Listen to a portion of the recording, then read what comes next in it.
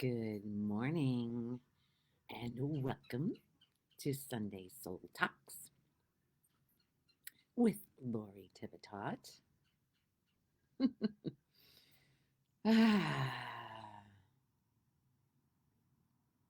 Again, no idea what I'm going to say, but I'm sure something will come out because I'm not, anybody who knows me, I'm not quiet very often, only in meditation. I just watched a near death experience guy who was so good. Oh my gosh, was he good? His, well, he had a stroke, and his recall of where he went and trying to figure out. I feel like I'm going to reach out to this guy. I don't know. We'll see what happens. But there was a strong pull inside to reach out to him.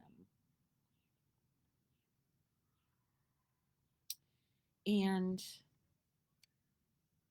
there also was a strong pull to do something just now. If it's still there, I'll share it. If not, yeah.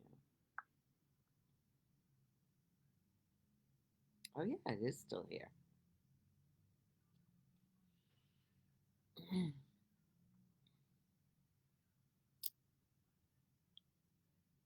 Boy, this is something.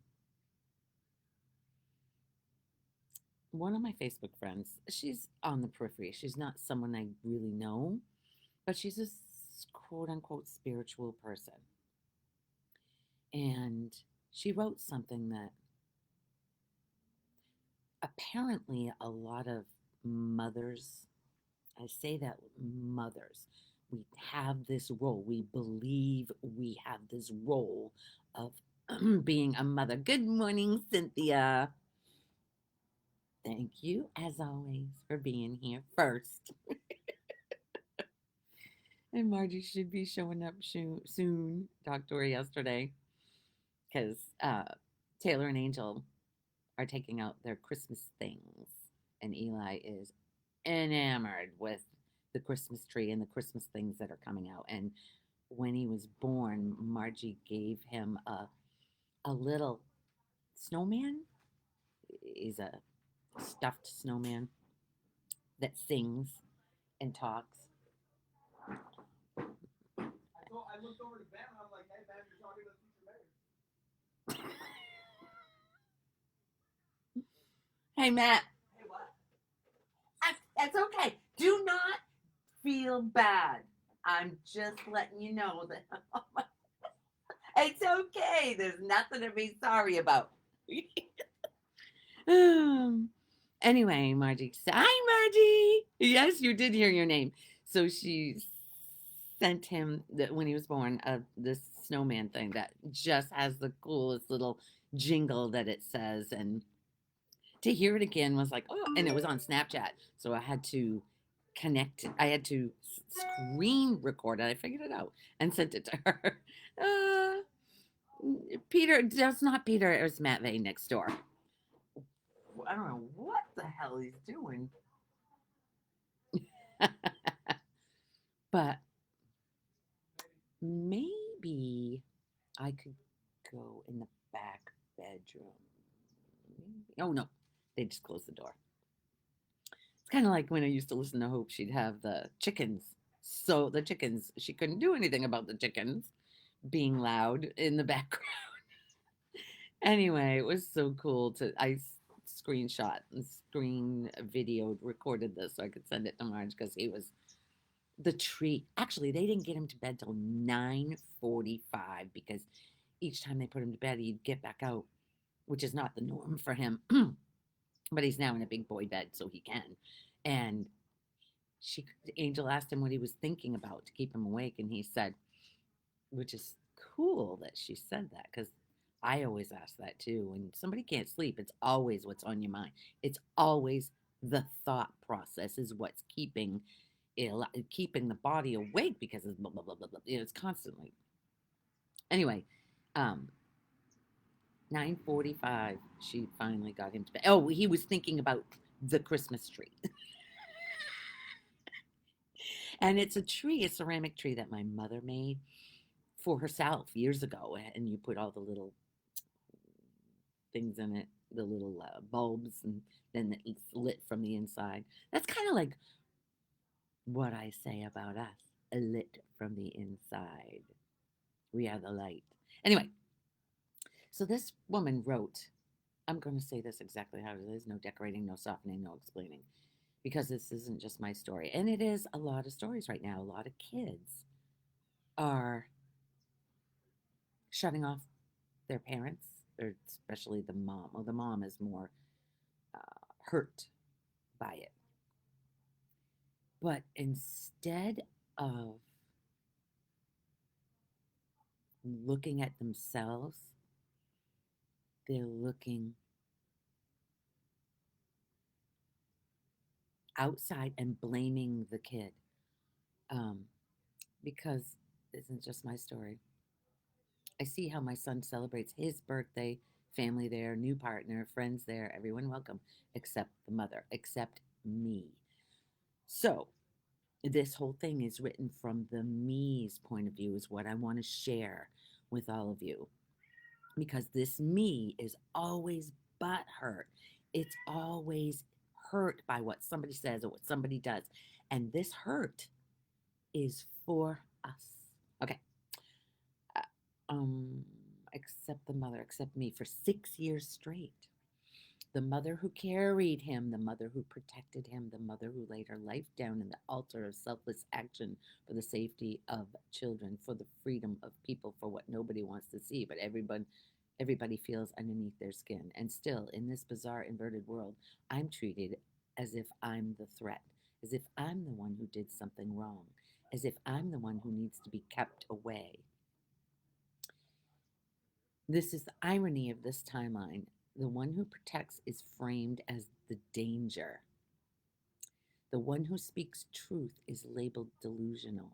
The one who sees is excluded by people who are not ready to look. Now, this is just the beginning.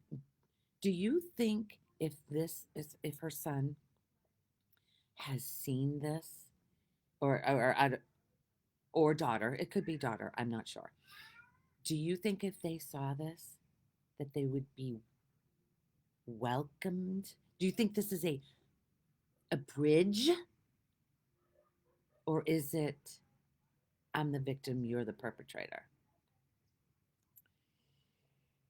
I am done carrying that silently, because let's be honest, it hurts. Yes, but nobody else is hurting you but you. Not gently, not spiritually processed, but sharp, raw, deep in the body of the mother. How is it possible that the mother, the source, is not welcome at her own children's birthdays? It's not just the birthdays, it's everything important, every important moment, every celebration, every gathering, every milestone where a mother should be present by default, and every time I'm the one kept outside the door. The empty chair where I belong has become a pattern, a silent statement. How is it possible that my children grow up in a field where no one stands for truth? Truth?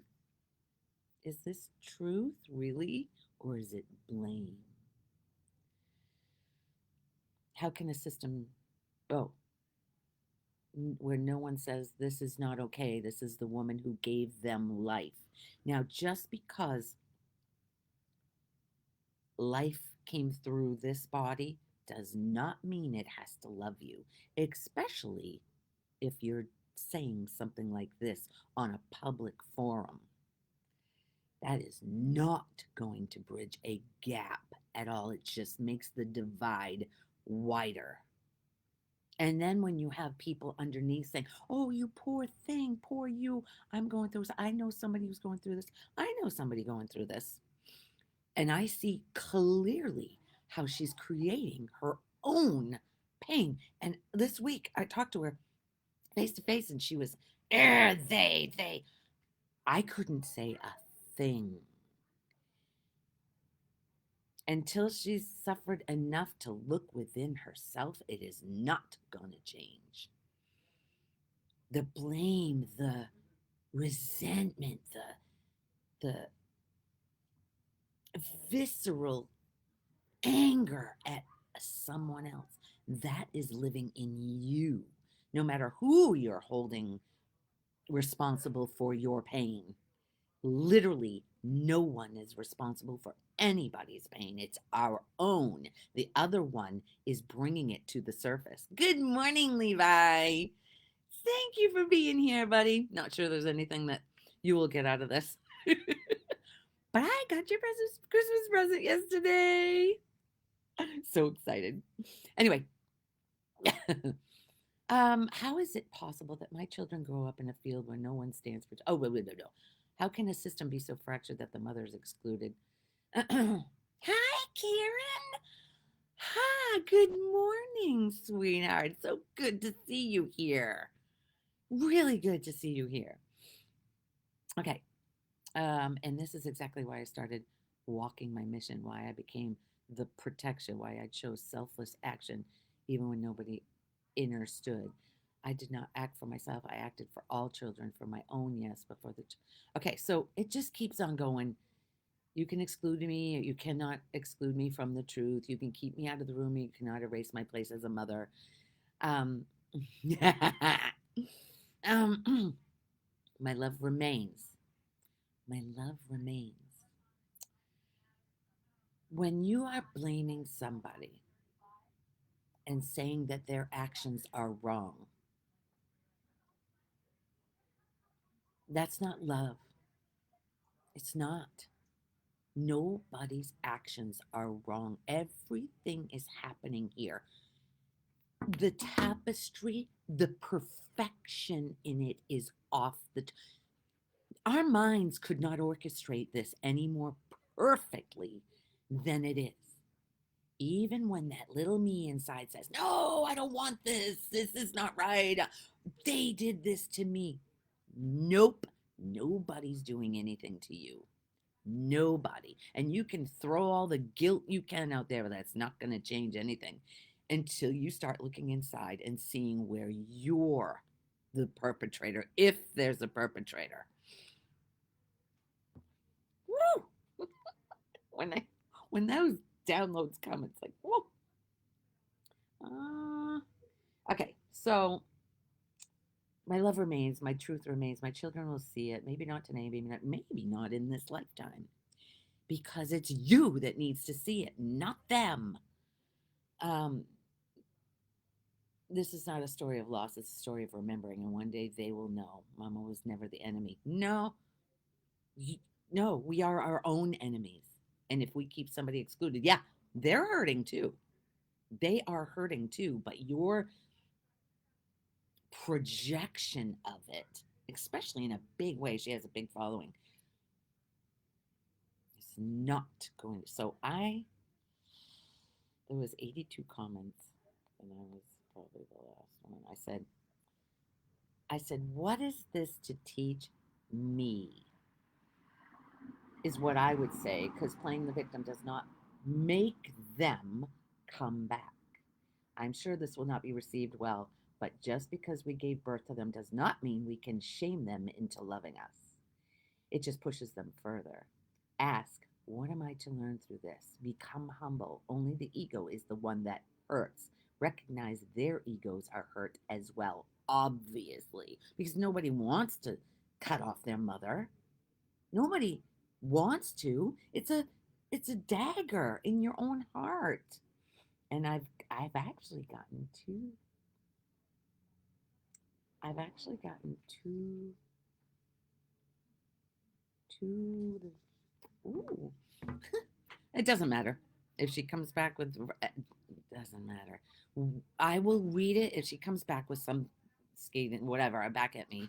I'm hoping that she goes within and realizes when you have an enemy, especially if it's your kids, when you're throwing hatred or judging them as wrong, as they're the one, you're hurting you. Actually, when you do that to with anybody, Anybody, even the president or somebody who hates the president.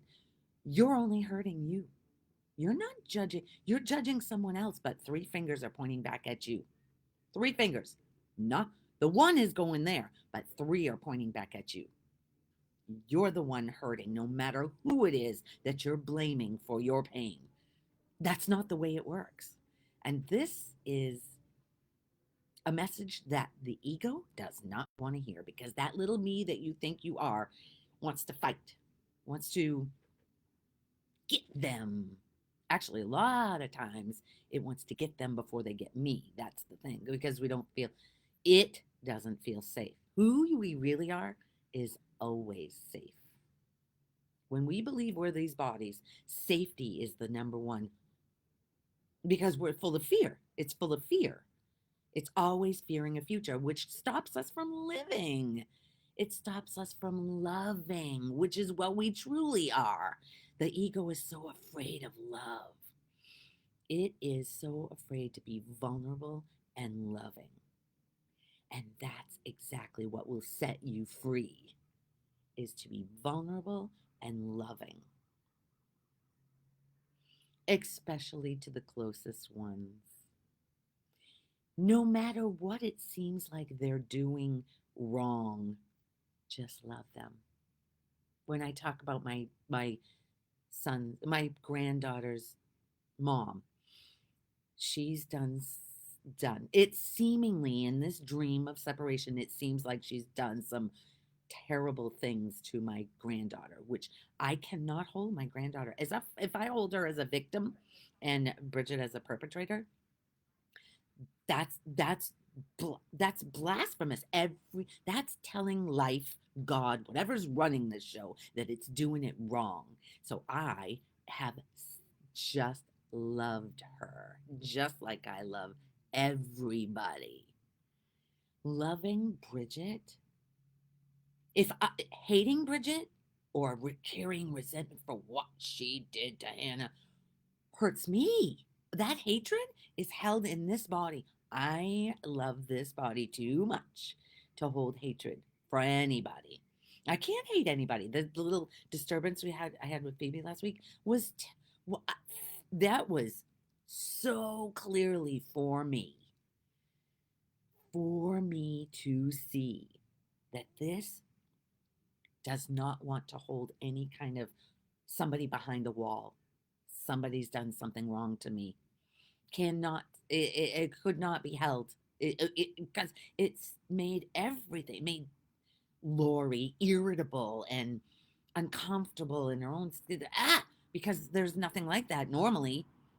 So when that happens, it's like, whoa, that doesn't feel good. Because when you're feeling good most of the time, if something comes and hits you, that's the hardest thing. When you're not feeling good most of the time, you're listening, you're believing the thoughts in your head of how he did this to me, or she did this to me, or they're doing it wrong. All of that hurts you. They're doing exactly what they need to do for you to see that you can come from love in any situation. Come from love, period, because that's what you are.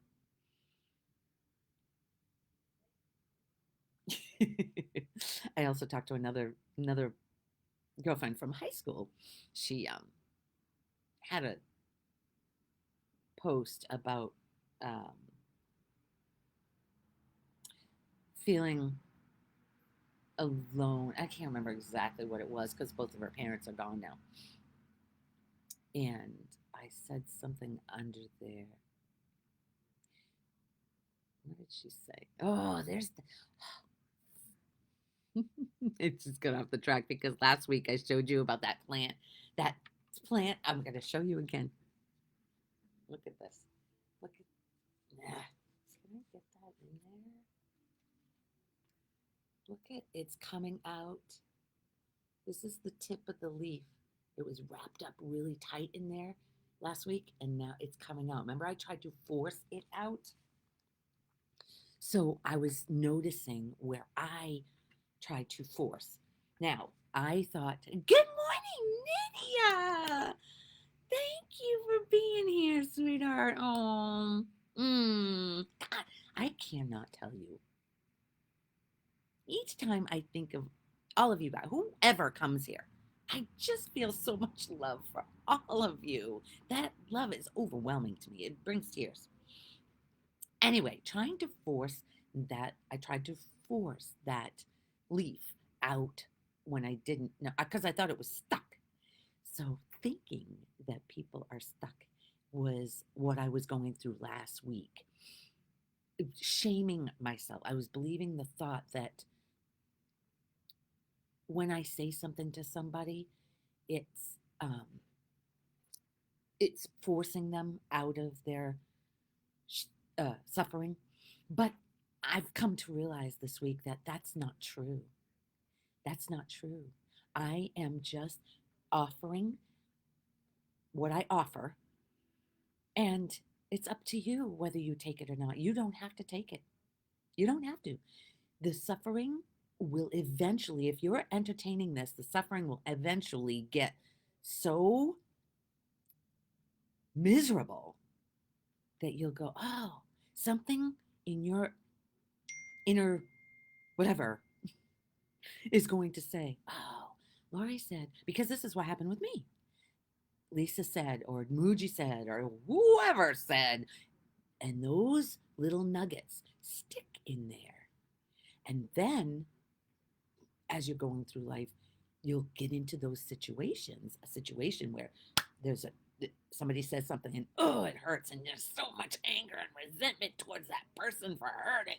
He's not, the frustration. The minute you take a breath is when clarity can come in. Oh, this is what Lori was talking about. I am not a victim here.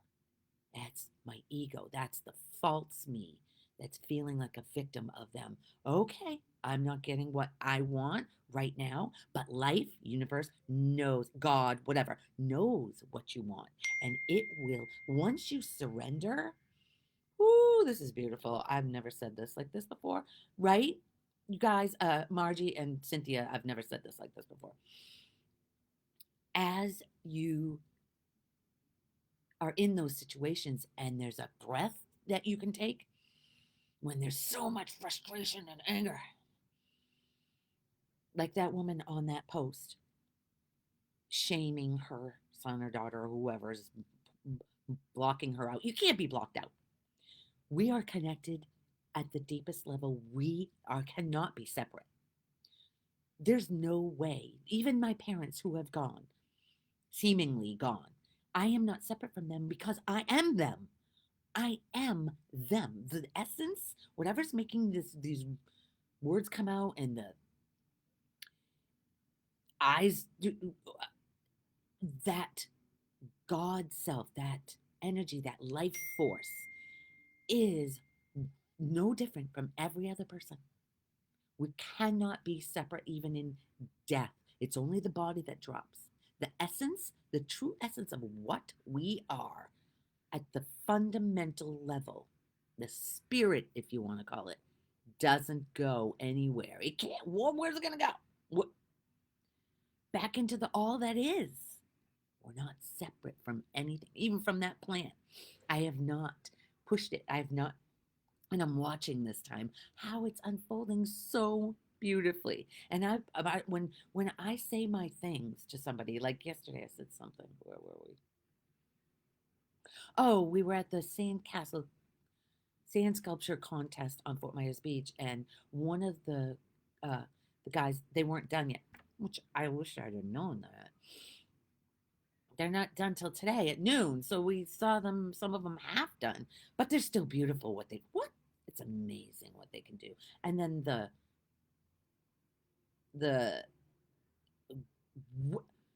there was one that was like a person sitting Indian style on top of a head of a man, and then half of his head was cut, and it was a staircase. And I said, and he didn't have the title on his, and there was another part of it that made me go, going within. I said, that's going within, isn't it? And he goes, You got it. But another guy was complaining about his back. My back is hurting. I said, don't focus on it. Focus on what you're doing instead. He just looked at me. Because whatever pain you have, if you're not focused on the pain, where is it? Is it painful if it's not focused on? It isn't. And it goes right back to my knee.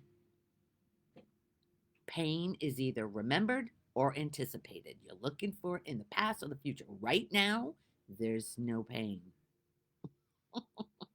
And that's a tough one. Your mind has to be way open for this. It has to be open. So give yourself a pat on the back if you're still listening and going, hmm,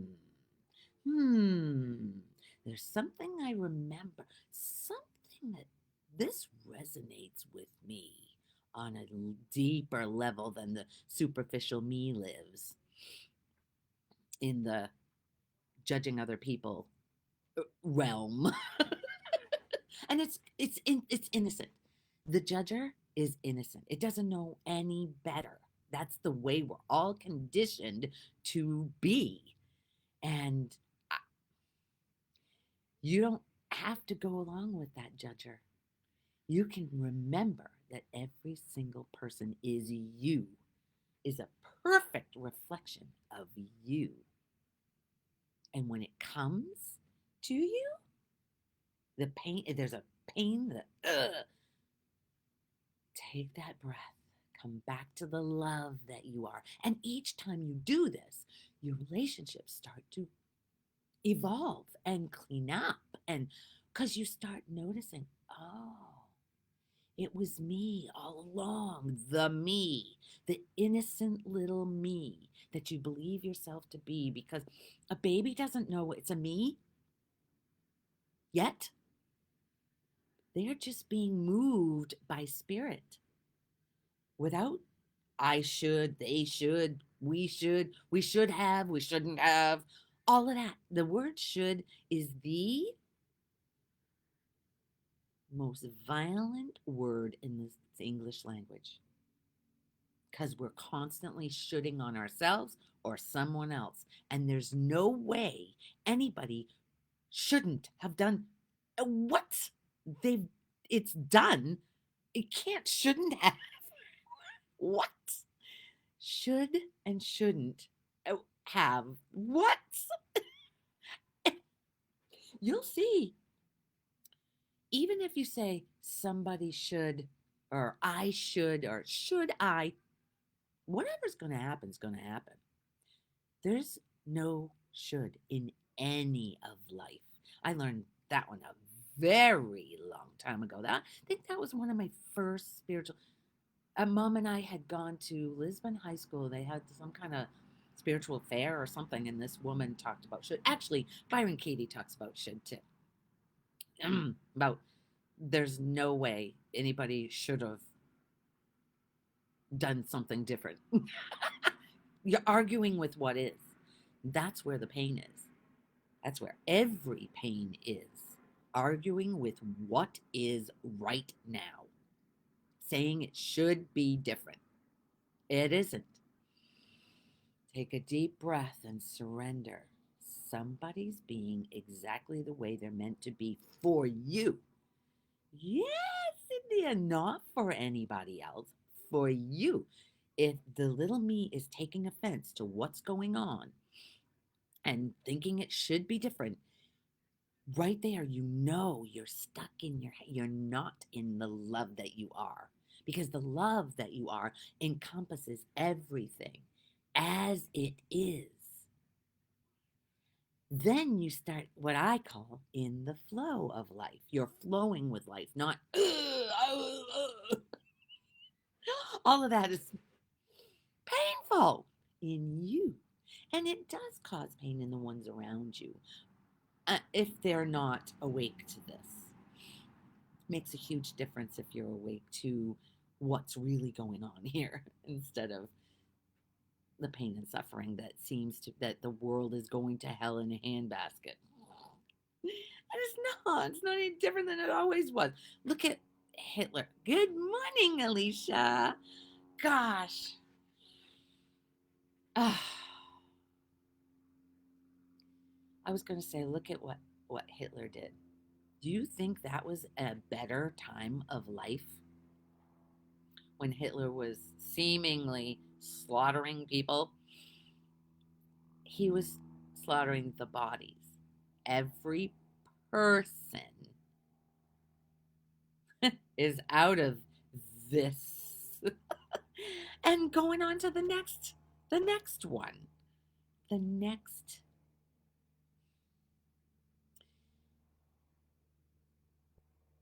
I don't know if you guys have ever seen the movie Soul. That's the closest to what seemingly happening. You know, he jumps in, jumps into a life. There's also a video of two girls. We talked about Hitler, my first Lori school. Did we? Yeah, because Byron Katie saw he was a man, no different than any one of us who got a thought that Jews were bad. And he got all the other little me's to believe, yes, that's true, and we need to kill them all. That mentality, that following mentality, that not thinking for yourself, not coming to, at my house, no way. I remember you being there, but I have no idea what I talked about. Zero. I could not recall anything. I just know we had a damn good time. And it's time for you to come back. Alicia, it is absolutely perfect here right now. And I'm off this week. I don't have to work this week. I wish Allegiant went to Connecticut because it'd probably be $39. Anyway, so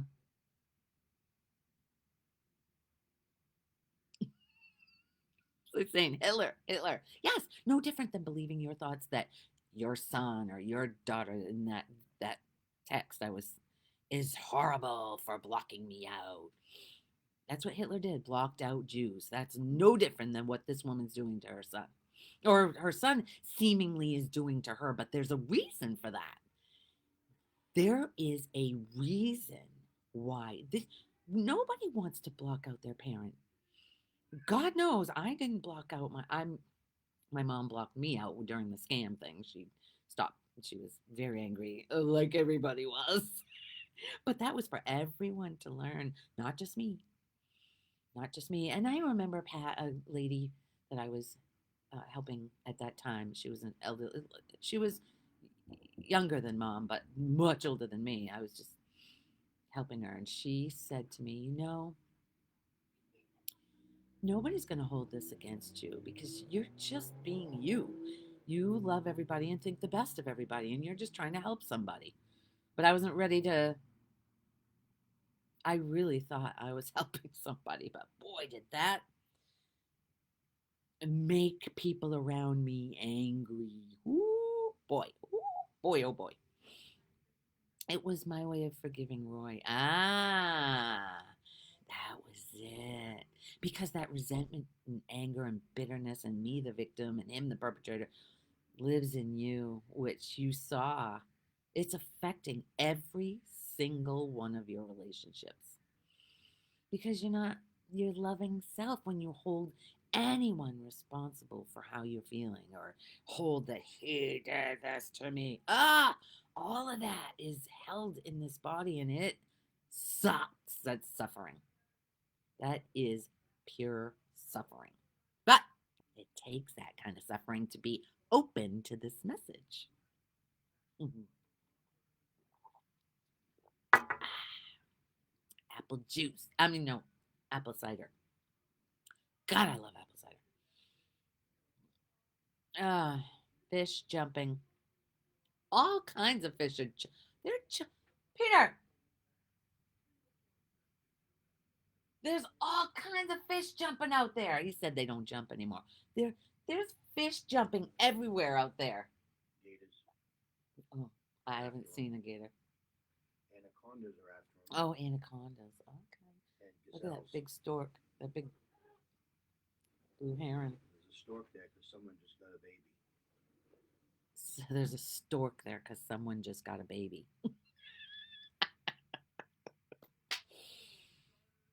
Oh my goodness. What a roll I was on, huh?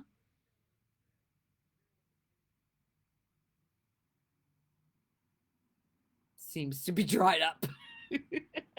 But that's only temporary, right, Cynthia? Sometimes she'll say her goodbyes and love and send her love to everybody. And I come back. Ah, it's so fun. Life is so fun when you're not carrying around that bitterness and anger and stuck in your head. When you're in your heart, when you're coming from your authentic, true self, the love that you are. Ah, Peter, just look at me. You don't have to come out. I just wanted to say, Cynthia says, "Good morning, Peter." We have to go meet her. He says hi. Someday we have to meet that woman face to face. Louisiana, we were supposed to stop by on that trip. There. They've got spare ribs there. Peter and I should do a podcast of some kind of comedy thing because, right, Cynthia?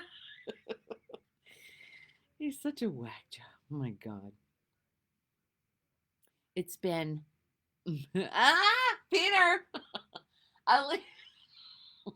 Alicia says hi. Alicia said hi. I'm gonna be paid to be on this podcast. He says, is he going to be paid? I'm not. Hi. He says hi. No. Connecticut. Yeah. They get onion rings there. Oh, Connecticut? They got onion rings. They got onion rings in Connecticut. Merry Christmas! It's Thanksgiving, Missy May. Happy Thanksgiving to all of you. God, I got so much to be thankful for. Have you thought about what? Oh, Monica! Monica, how'd you sneak in there? Hi, Monica. Yes, we do. So much to be thankful for. This is coming from Alicia and Cynthia, who both have lost a child. Seemingly lost a child. I think a mother, the number one fear of a mother, that's why now the doctors make them lay on their backs so they get the flat heads, and then they have to have tummy time, which wasn't even a thing when this started in 1992. I didn't go with it with Taylor. Put him on his belly where he felt so easy to sleep on your belly. You're not open, you know? A baby's fear, the only fear that a baby has, or the body has, is when it's dropped. It's dropping. Best 25 years with him. I'm blessed to have that. I love that for you, Alicia. The best 25 years with him. Absolutely. You are blessed to have that. And you haven't, he's right in your heart. I was telling this woman, Wanda, friends of mine, she was talking about being, I don't know, like Angie says, abandoned. I have not felt that at all with my parents being gone. And they went boom, boom. I mean, all the elders on that side basically was Phyllis, mom, and dad. Boom, gone. The closest elders on the Pelletier side. My mom was Pelletier by proxy, by marriage. You feel him more now. I can't. Oh my God. That girlfriend makes tears come. Makes tears come. I know, I feel mom and dad, and that's what I was trying to convey to Wanda, who was saying, let me find what her thing says.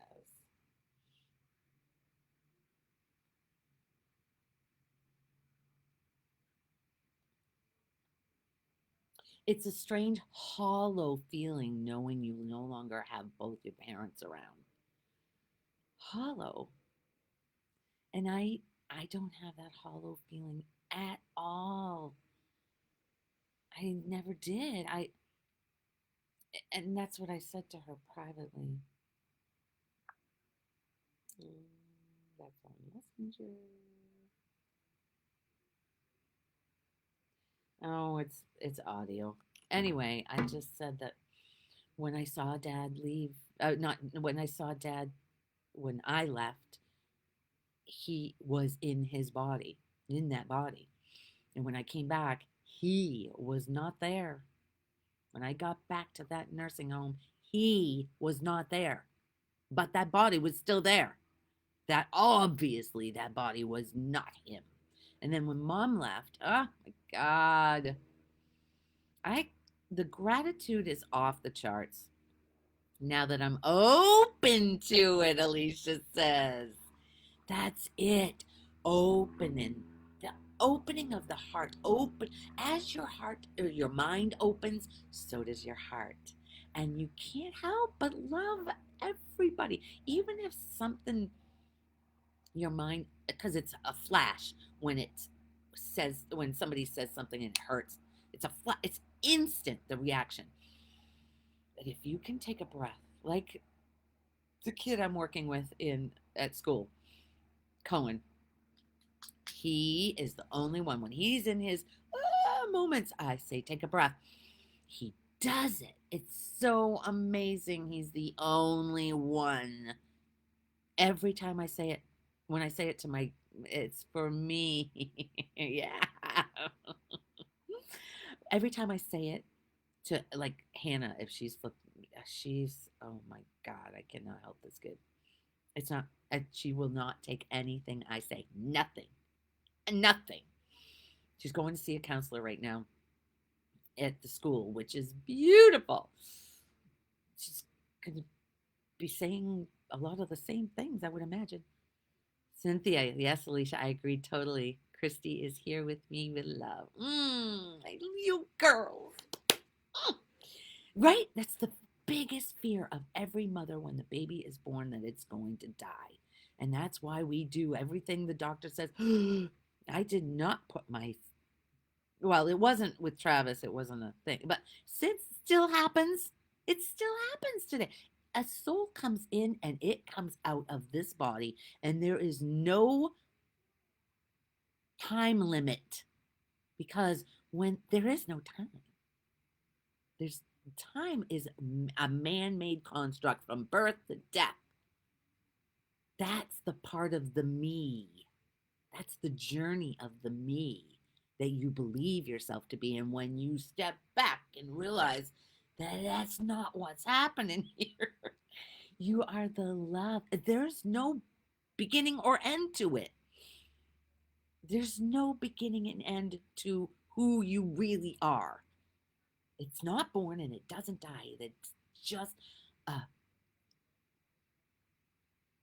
in and out, I guess. And that's not even the reality of it, but that's what the mind can comprehend, is that it comes and seemingly enables a body to live. Actually, I watched this thing. Jill Bolte Taylor was on Oprah years ago. She had a stroke.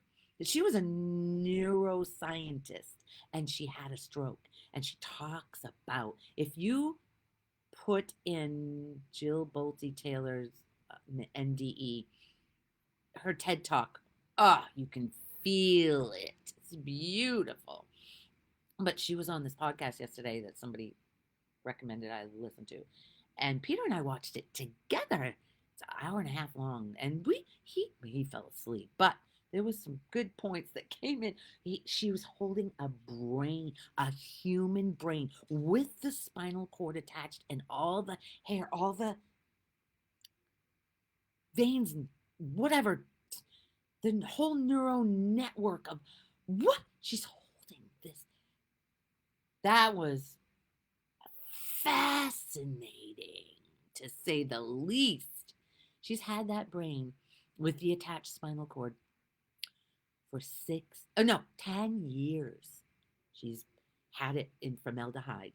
And she uses it to show people that we're not that person. That's what animates. That's what whatever our actually. Ooh, I never said this before. The energy or the life force that we are is what animates that gives energy to that that brain that orchestrates all the digestive system, the heart beating, the blood pumping. That's all done. Nobody's doing that. Nope. Me is doing that. That is done. Right, Cynthia? Dr. Dyer used to say all the time, we're being done. It's not the me just takes credit for it, and it is not how it is. We aren't doing anything. We're not the doers. Everything is happening exactly the way it's meant to happen. There isn't a grain of sand out of place. That's a big one. Not a Fort Myers Beach grain of sand. And Fort Myers Beach grain of sand is tiny. Fine, fine, fine. Almost like cornstarch. Yes, Cynthia, Christy is with you. I don't know how Lori would be if one of the boys or the grandkids, something. I don't know. I can't pretend to know how she would react, but there's a realization that everything is happening for me, not to me. And as the victim,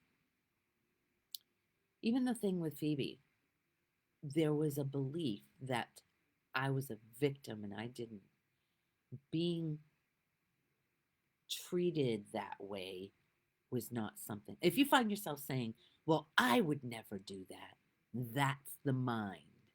If you're holding something against somebody and saying, well, I would never do that to somebody, that's all the mind. And Lori needed to see that. It's a complete unfolding. I thought that there was an end game to this. Well, probably when the body's done, there's an end game to the awakening of the me. But that's not that's in the dream. That's in the separate that we're separate from love, God, life, whatever. I always have to say all of it because I had an issue with God growing up as a Catholic. I had an issue with God. I just was like, because I thought God was a man in the sky judging me for the wrong things I do. That's why I felt so small. That's why we all feel so small and not worthy. Not we are deemed worthy or not worthy by the things we do. Really? Not true. That's not true. It is not. This God or not a man in the sky, the love that you are, it's not, doesn't even know what you do, what this body's doing. It's just sitting there loving, being love. And our little me's that we believe ourselves to be either align with it or not. And when you align with it, the life just flows. And when you don't, when you're in your head, all those, that's when it's bumpy. It's painful. Painful when you're in the thoughts and believing that's who you are. It's painful. You can't do anything wrong. And when somebody says to you, why don't you, why haven't you supported Mabe? Why haven't you gone to see him? Why haven't you? That was a guilt thing immediately. And I took the breath, and I went, hmm. But then Lori came back and said, why hasn't anybody in the family supported Lori when she was talking at the spiritual center or on her lives on Sunday mornings where you don't even have to get out of bed? That's total Lori was proud of that coming back out. But it's true. Nobody needs to be supporting of anybody. Nobody needs support. Nobody needs support.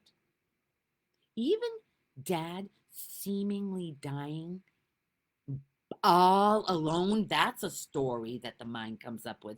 He was in that bed all alone when he died. How horrible. That ain't how it is at all. He went back to the love that he always was. It ain't horrible at all. For the little me, the storyline, it should be a different way than it was. Absolutely not. Like during COVID, Lori used to say, Aunt Joe died all by herself because they wouldn't let anybody in and blah, blah. That was a belief that she died by herself. Now, that's not true. That's not true. Actually, I saw a video yesterday that showed um, somebody on his deathbed in the hospital, and you could see all these orbs. It's a video. You could see all these orbs flying around. And I remember just before Dad died, he was pointing out the window, pointing. And Taylor and Angel and I looked back, and I saw it, but we didn't talk about it till a week later when I left Maine. They were driving me to the airport in New Hampshire. Two strange things happened that day. That came out. I said, "Did you see it pointing out?" And they said, "Yes, we saw it too." But there was also something in the sky. We still don't know what the hell that was. They saw it first in the front seat. Something, a disc, a shiny, like a chrome. It seemed like chrome, like it was a mirror reflecting the sun, was in the sky above the tree line. But I was in the back of the truck, so I couldn't see until it came into view.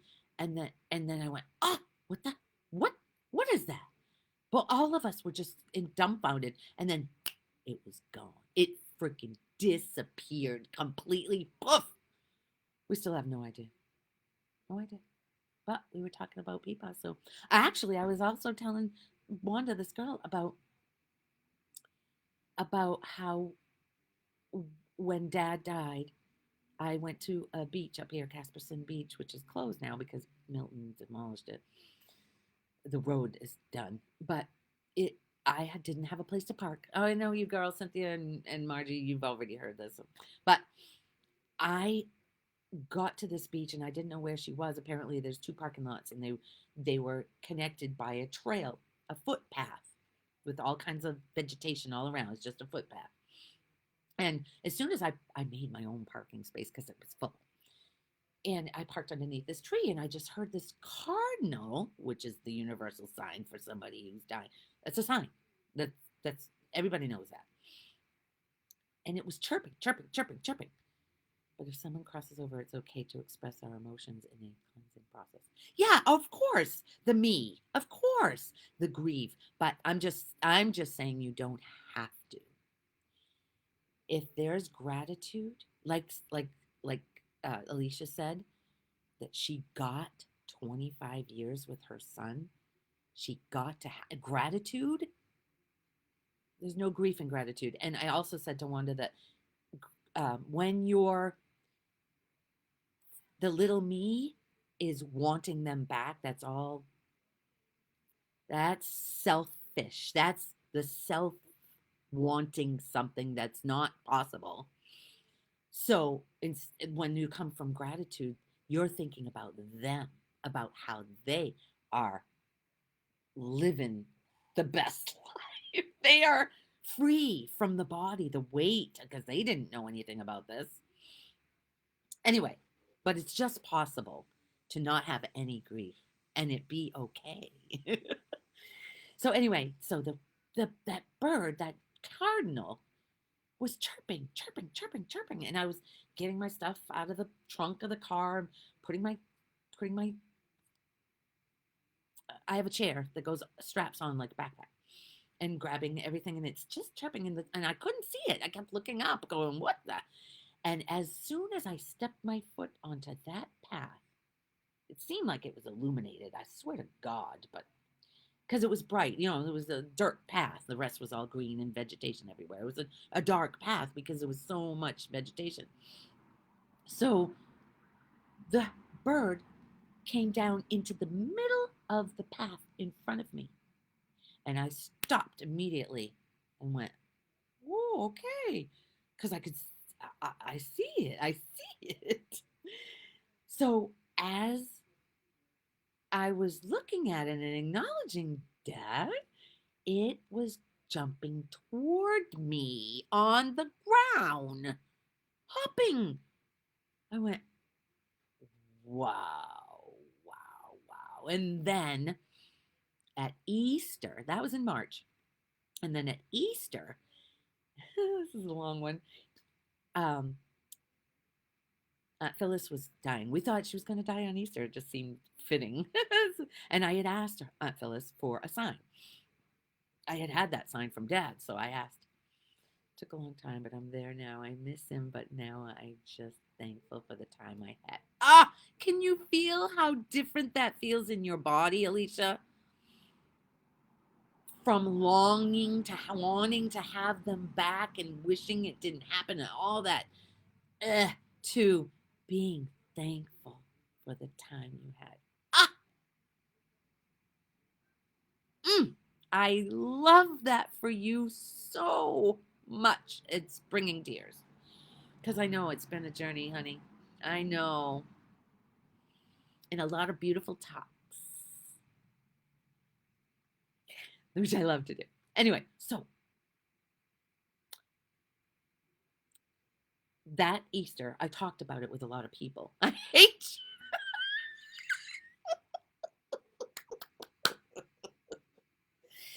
you. So on Easter, I was talking with everybody there.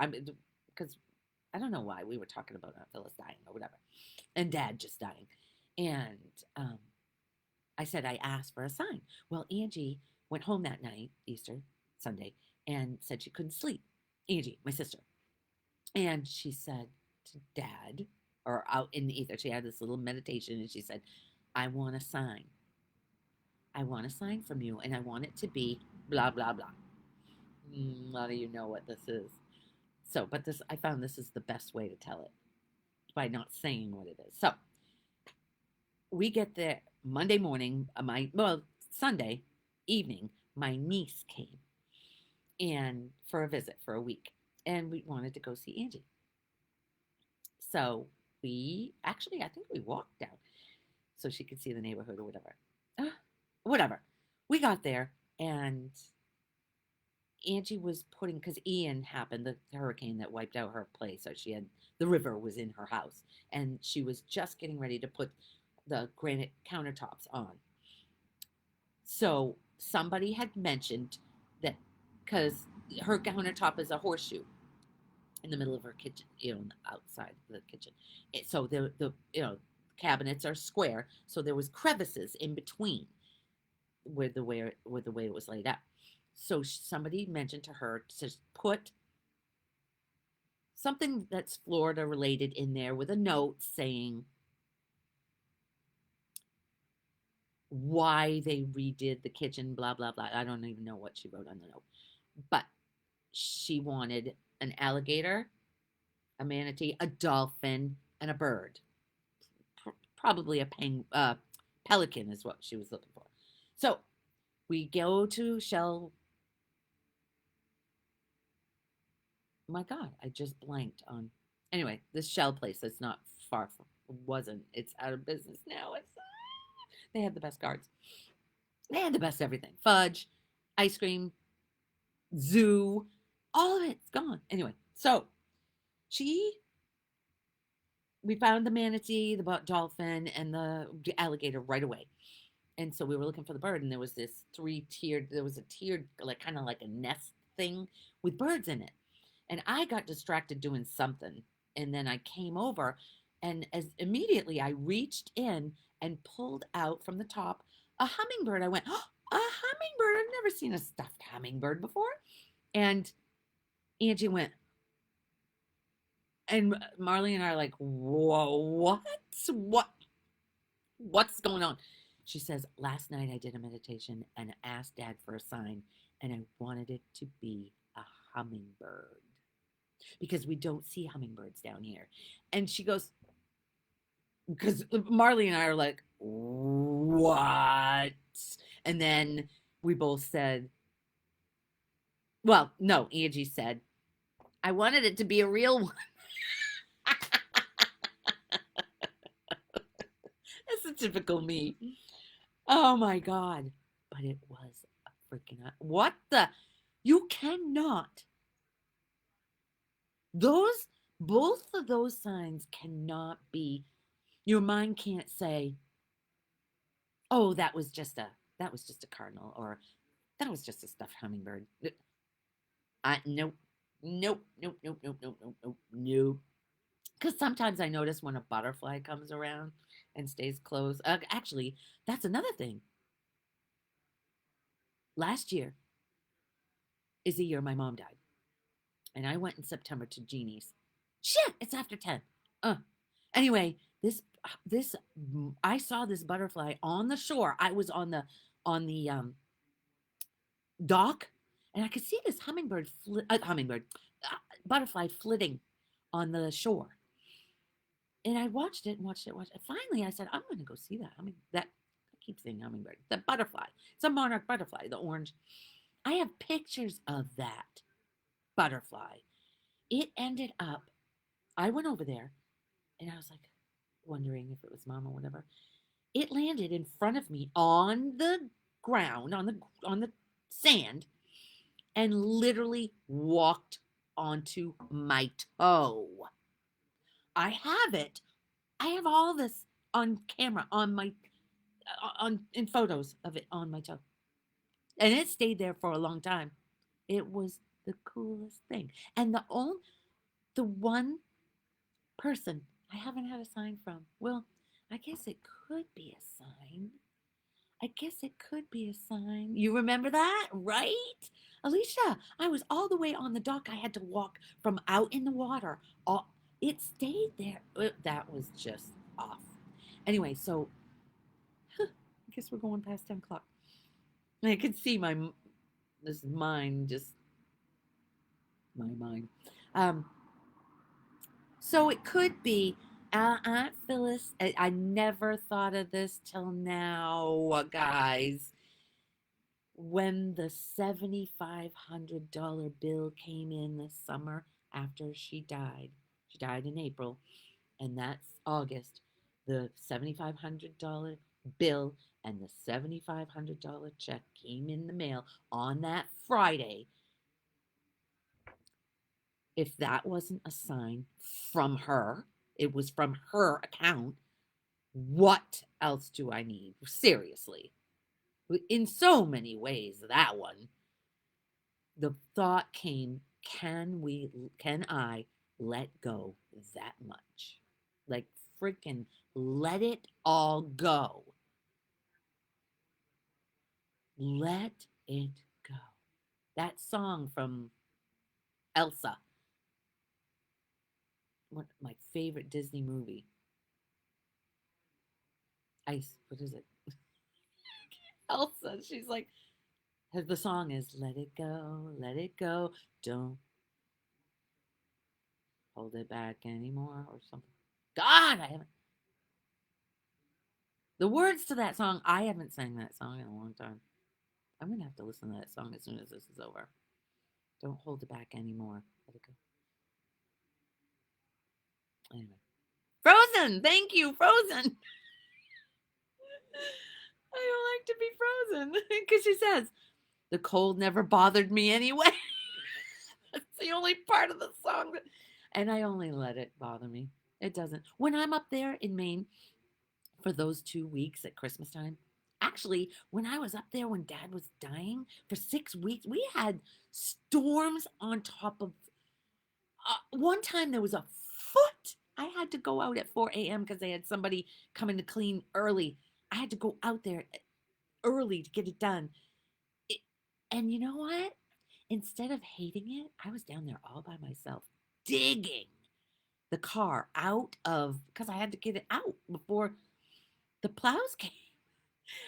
I could, what I saw, because there was a light out there and it was glistening on, I was looking on the snow instead of looking at snow as it was all shimmering. It was all different colors.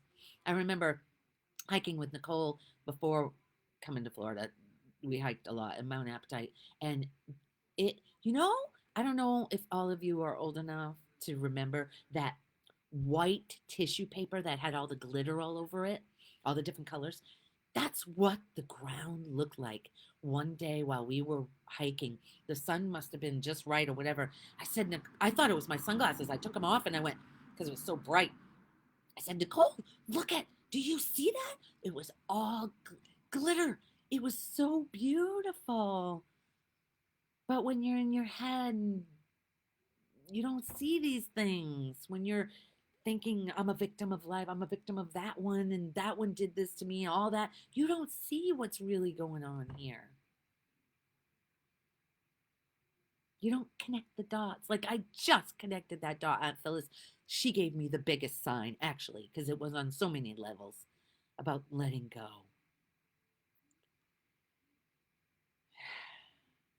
My meditation's going to be talking with Aunt Phyllis. She already knows. Anyway, 10:06. Woo! All right, guys. This was really good. When I have to listen back because I don't know what I said, like right now, I could not tell you what I said. I can feel the love that Lori is projecting out there. It makes me smile, and I hope you guys feel it.